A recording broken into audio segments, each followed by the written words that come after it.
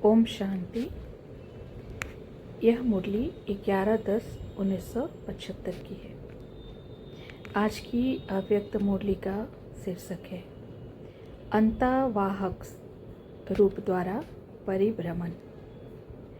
महारथी बच्चों को देख बाप दादा बोले, आजकल इस पुरानी सृष्टि में विशेष क्या चल रहा है? आजकल विशेष आप लोगों का आह्वान चल रहा है। फिर आह्वान का रिस्पॉन्स करते हो? भक्त क्या चाहते हैं? भक्तों की इच्छा यही है कि देवियां चैतन्य रूप में प्रकट हो जाए। जड़ चित्रों में भी चैतन्य शक्तियों का आह्वान करते हैं कि चैतन्य रूप में वरदानी बन वरदान दे दे। तो यह इच्छा भक्तों की पूरी होगी। भक्ति का भी अभी फुल फोर्स चारों ओर दिखाई दे रहा है। उसमें भी जैसे प्रैक्टिकल में पाप गुप्त हैं और शक्तियाँ प्रत्यक्ष रूप में हैं, ऐसे ही भक्ति में भी पहले पाप की पुकार ज़्यादा करते थे, हे भगवान कह पुकारते थे। लेकिन अभी मेजॉरिटी भगवती की पूजा होती है। भक्तों की भावना पूरी करने के लिए शक्तियाँ ही निमित्त बनती हैं, इसलिए आह्वान भी शक्तियों का ज़्यादा हो रहा है। तो अब शक्तियों में रहम के संस्कार इमर्ज होने चाहिए। अभी सबके अंदर रहम के संस्कार इमर्ज नहीं हैं, मर्ज हैं। जैसे बाप चारों ओर चक्कर लगाते हैं, वैसे आप भी भक्तों के चारों ओर चक्कर लगाती हो। कभी सैर करने जाती हो? आवाज़ सुनने में आती है तो कशिश नहीं होती है। बाप के साथ साथ शक्तियों को भी पाठ बजाना है। जैसे शक्तियों का गायन है कि अंतवाहक शरीर द्वारा चक्कर लगाती थी, वैसे बाप भी अव्यक्त रूप में चक्कर लगाते हैं। अंतवाहक अर्थात अव्यक्त फरिश्ते रूप में सैर करना, यह भी प्रैक्टिस चाहिए और यह अनुभव होंगे।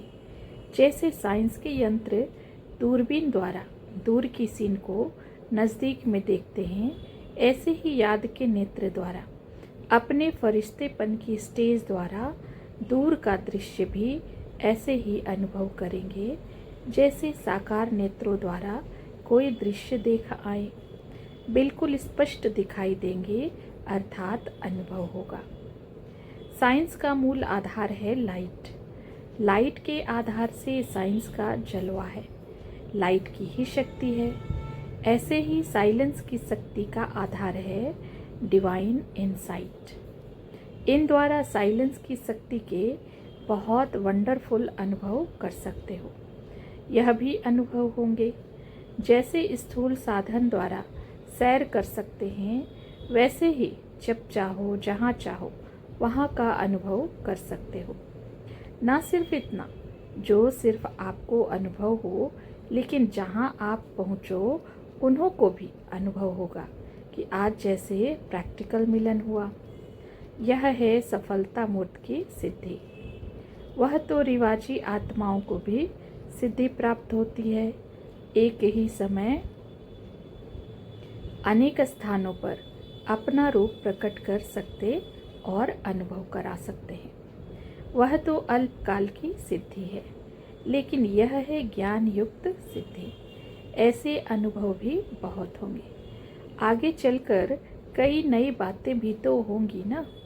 जैसे शुरू में घर बैठे ब्रह्मा रूप का साक्षात्कार होता था, जैसे कि प्रैक्टिकल कोई बोल रहा है, इशारा कर रहा है, ऐसे ही अंत में भी निमित्त बनी हुई शक्ति सेना का अनुभव होगा। सभी महारथियों का संकल्प है कि अब कुछ नया होना चाहिए, तो ऐसी ऐसी नई रंगत अब होती जाएगी। लेकिन इसमें एक तो बहुत हल्कापन चाहिए, किसी भी प्रकार का बुद्धि पर बोझ ना हो, और दूसरी सारी दिनचर्या बाप समान हो।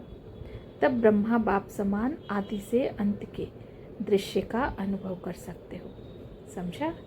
अब महारथियों को क्या करना है? सिर्फ योग नहीं, सेवा का रूप परिवर्तन करना है। महारथियों का योग व याद अब स्वयं प्रति नहीं, लेकिन सेवा प्रति हो। तब तो महादानी और महाज्ञानी कहे जाएंगे। अच्छा, समय की समाप्ति की निशानी क्या होगी? जब सारे संगठन की एक आवाज़, एक ही ललकार हो कि हम विजयी हैं, विजय हमारा जन्मसिद्ध अधिकार है, वह विजय हमारे गले का हार है। ऐसा प्रैक्टिकल में अनुभव होगा। सिर्फ कहने मात्र नहीं, लेकिन यह नशा रहे, सदा सामने दिखाई दे। ऐसे विजय का निशाना दिखाई देता है। अच्छा, ओम शांति। इस मुरली का सार है, नंबर 1, साइलेंस की शक्ति का आधार है डिवाइन इनसाइट। इस द्वारा साइलेंस की शक्ति के बहुत आश्चर्यजनक अनुभव कर सकते हैं। दूसरा है, महारथियों का योग व याद स्वयं के प्रति नहीं, बल्कि विश्व सेवा के प्रति होनी चाहिए। तभी वे महादानी व महाज्ञानी कहे जाएंगे।